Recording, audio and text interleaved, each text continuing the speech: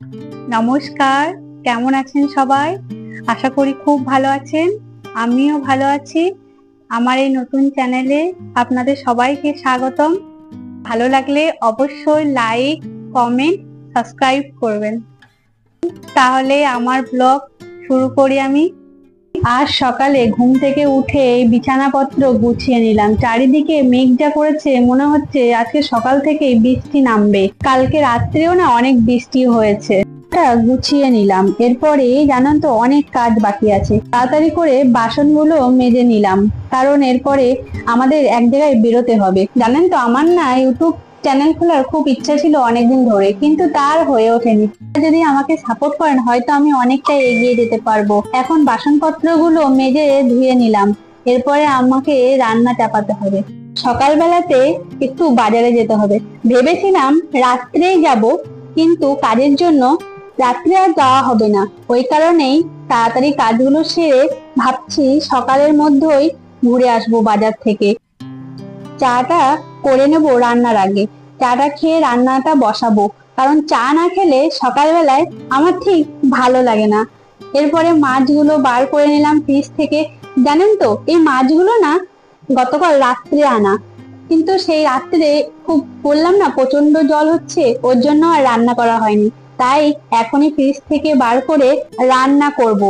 এই মাছগুলো না ছোট সাইজেরই পেয়েছিল, কিন্তু এত ছোট সাইজের ইলিশ গুলো অতটা ভালো লাগবে কিনা ঠিক বলতে পারছি না। আজকে বাজারে যাব, আমার সাথে আপনাদেরকেও সেখানে নিয়ে যাব।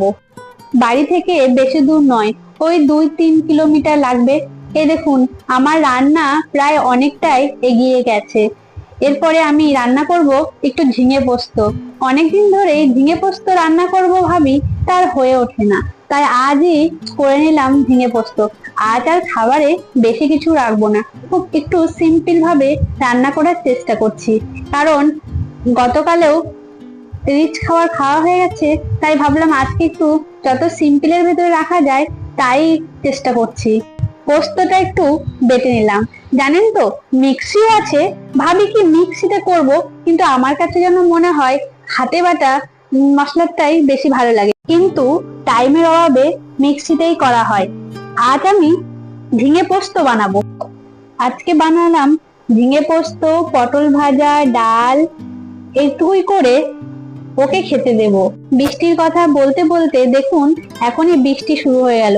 জানি না যাওয়া হবে কিনা, তবে চেষ্টা করব। যদি বৃষ্টি থেমে যায় তাহলে অবশ্যই যাব, কারণ না গেলে হয়তো ও আর এই কদিনের ভেতরে টাইম পাবে না।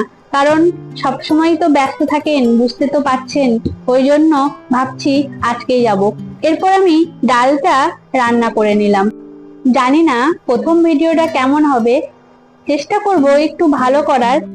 আমি যেহেতু প্রথম ভিডিও শুরু করেছি, আমার যদি কোনো ভুল ভ্রান্তি হয়ে থাকে তাহলে আপনারা অবশ্যই কমেন্ট করে জানাবেন, কারণ আমিও তো নিজে বুঝতে পারবো যে আমার কোথায় ভুল হচ্ছে, কোনটা বলা ভুল হচ্ছে, ঠিক হচ্ছে।